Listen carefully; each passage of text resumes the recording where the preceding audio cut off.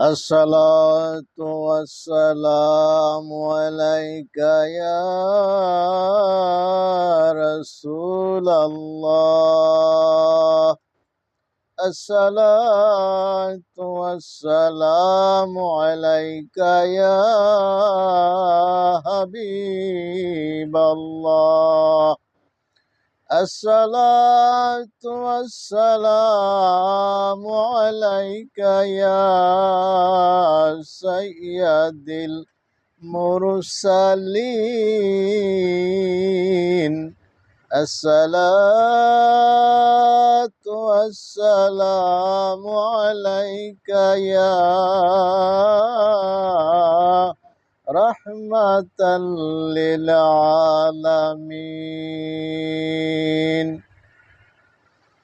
الحمد لله الحمد لله نحمده ونستعينه ونستغفره ونعوذ بالله من شرور أنفسنا ومن سيئات أعمالنا. من يهدي الله فلا مضل له ومن يضلله فلا هادي له. ونشهد أن لا إله إلا الله وأن محمدا عبده ورسوله. ألا إن أولياء الله لا خوف عليهم ولا هم يحزنون.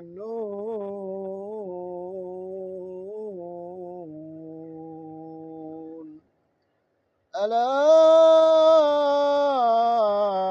إن أولياء الله لا يموتون. إن الله وملائكته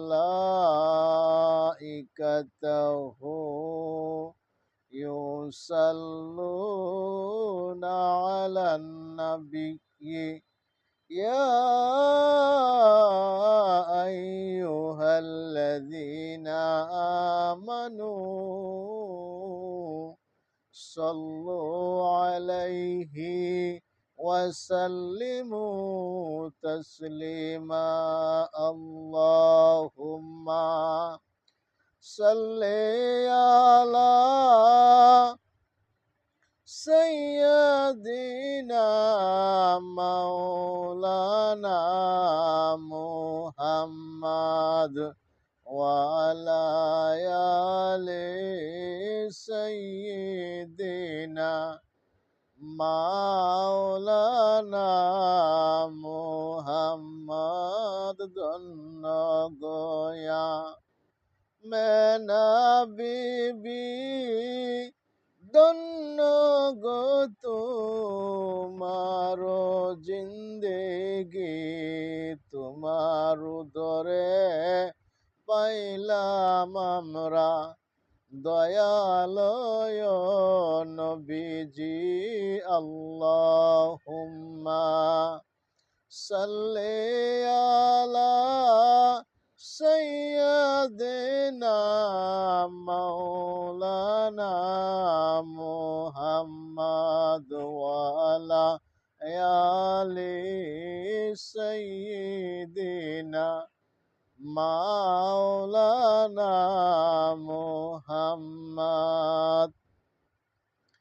সমস্ত প্রশংসা মহান রাব্বুল আলামিনের দরবারে, যিনি তামাম জাহানের সৃষ্টির সেরা আশরাফুল মুখলুকাত হিসাবে আমাদেরকে ধরণীতে প্রেরণ করেছেন এবং আখিরি যমুনার নবী মুহাম্মদুর রাসূলুল্লাহ সাল্লাল্লাহু আলাইহি ওয়াসাল্লামের উম্মত হিসাবে প্রেরণ করেছেন। এই কারণে মহান রাব্বুল আলামিনের দরবারে শুকরিয়া জানাই আলহামদুলিল্লাহ। ভাইরা আমার, বাবাজিরা আমার, গভীর মনোযোগ সহকারে শুনুন। আল্লাহ পাক রাব্বুল আলামিনের কালামুল্লাহ শরীফ থেকে আমি ছোট্ট একখানা আয়াত তেলাওয়াত করেছি। এই আয়াতের তাফসীর ব্যাখ্যা যতটুকু করার মতো আল্লাহ পাক রাব্বুল আলামিন আমাকে তৌফিক দান করেন, ততটুকু বলার জন্য চেষ্টা করব। ভাইরা আমার, আয়াতখানা হইল সূরা ইউনূসের একখানা আয়াত। আলা ইন্না আউলিয়া আল্লাহি লা খাউফুন আলাইহিম ওয়ালা হুম ইয়াহজানুন। আল্লাহ ঘোষণা করে দিয়েছেন, নিশ্চয়ই সাবধান, নিশ্চয়ই সাবধান, আমার বন্ধুদেরকে নিয়ে তোমরা কোনো বিষয়ে দুঃখিত হব না, কারণ আমার বন্ধুদের কোনো ভয় নাই দুনিয়াতে, কোনো ভয় না আখিরাতে, এমনকি তার সাথী সঙ্গীরও কোনো ভয় নাই। এই কারণে আমার আল্লাহ পাক রাব্বুল আলামিন এইভাবে কঠিনভাবে হুঁশিয়ারি দিয়েছেন, আমার বন্ধুদেরকে নিয়ে তোমরা কোনো বিষয়ে কোনো মতভেদ করবা না। ভাইরা আমার, আল্লাহ পাক রাব্বুল আলামিনের বন্ধুর কথা, আল্লাহ পাক হাবিবের এবং আল্লাহ পাকের ওলিদের কথা আল্লাহ পাক কালামুল্লাহ শরীফে ঘোষণা করে দিয়েছেন। ভাইরা আমার, বড় পীর আব্দুল কাদের জিলানী রহমতুল্লাহ আলাইহি তিনি একজন আল্লাহর বা মেহবুব বান্দা ছিলেন। তিনি একজন বড় মানের ওলি ছিলেন, বড় মাপের একজন ওলি ছিলেন, ওই জামানার বড় একজন ওলি কামেল পীর ছিলেন। ভাইরা আমার, বড় পীর আব্দুল কাদের জিলানী রহমতুল্লাহ আলাইহি যখন তিনি ছোট ছিলেন, বালক ছিলেন, তিনি কি করলেন, লেখাপড়া করতেন। তার জিলান থেকে তার মা বুদ্ধি করে পাঠাইলেন, জিলানের লেখাপড়া হয়তো বা এতটা গ্রামগঞ্জ চলে এতটা ভালো লেখাপড়া করতে পারবে না, আমি তাকে ভালো লেখাপড়া ভালো শিক্ষার জন্য আমি তাকে বাগদাদে পাঠাবো। বাগদাদে পাঠানোর জন্য মনস্থ করলেন। তখন তিনি কি করলেন, খোঁজ নিতে লাগলেন বাগদাদ শহরে কখন কারা যা।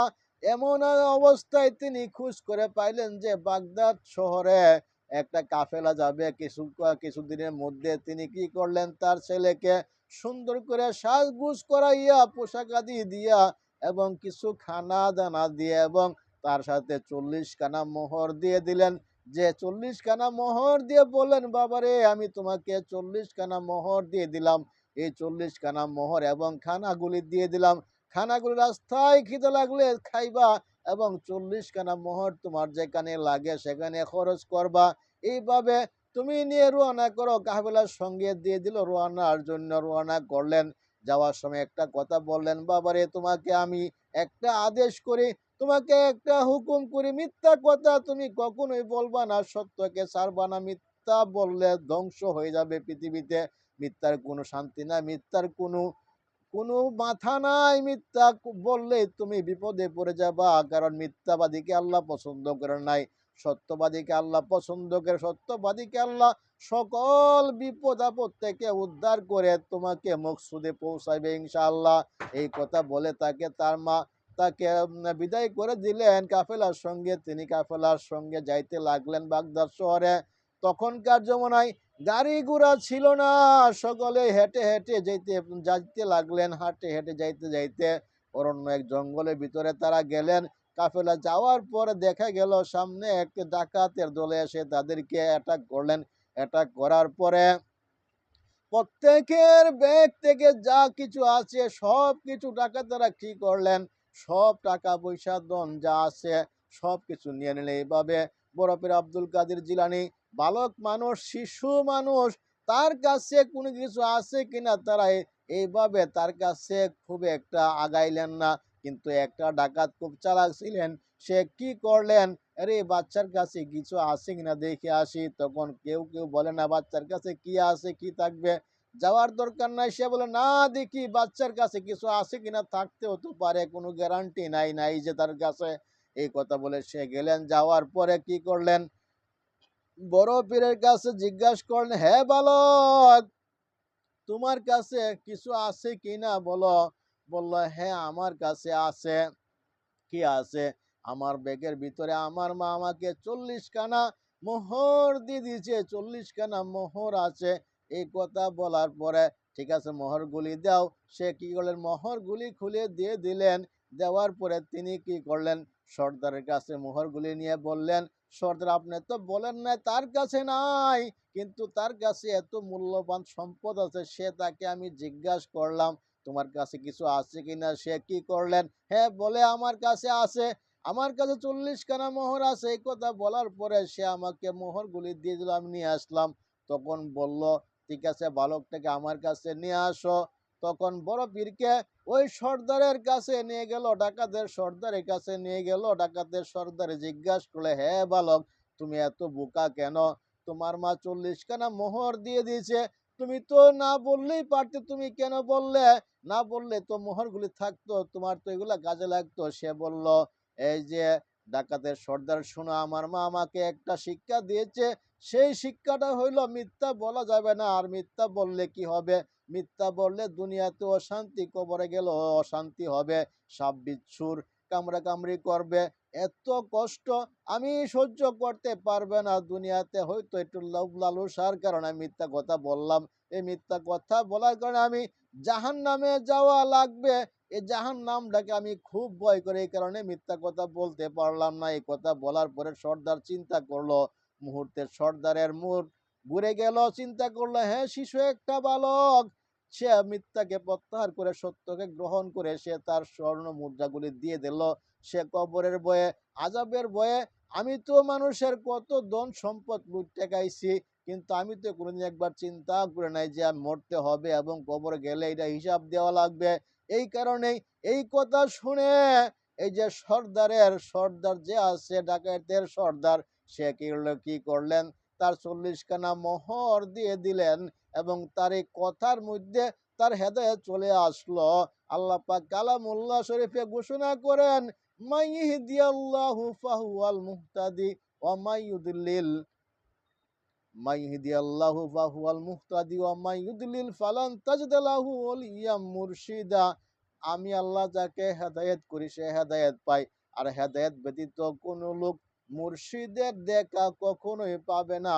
এই কারণে তাকে আল্লাহ পাক এই বড় পীরের কাছে হেদায়েত দান করলেন এবং সে কি করলেন, তার যতগুলি ধন সম্পদ যার কাছ থেকে নিয়েছিলেন সবগুলি সবাইকে ফেরত দিয়ে সে কি করলেন, বড় পীরের হাতে হাত রেখে বায়াত গ্রহণ করে পরিপূর্ণ মুমিন বান্দা হয়ে গেলেন। মুর্শিদ আমার পারেরি কান্ডারে, মুর্শিদ আমার পারেরি কান্ডারি, বলতে না পারি, মুর্শিদ আমার পারেরি কান্ডারে। ওরে মুর্শিদ রূপে আছে যে জন, খোদা তাআলা তাকে তারে শয়ন, সেই কথা হাদিস কোরআনে আসেরি প্রমাণ করে, বলতে না পারি, মুর্শিদ আমার পারেরি কান্ডারি। ওরে মুর্শিদের হাত ধর, নবীর কালিমা তামিল কর, বিপদে তুমি পড়বে না রে, মুর্শিদের হাত ধরে, মুর্শিদ আমার পারেরি কান্ডারে। হাই হাই মুর্শিদ আমার পারেরি কান্ডারি, বলতে না পারি, মুর্শিদ আমার পারেরি কান্ডারি। ওয়া আখিরু দাওয়ানা আলহামদুলিল্লাহি রাব্বিল আলামিন।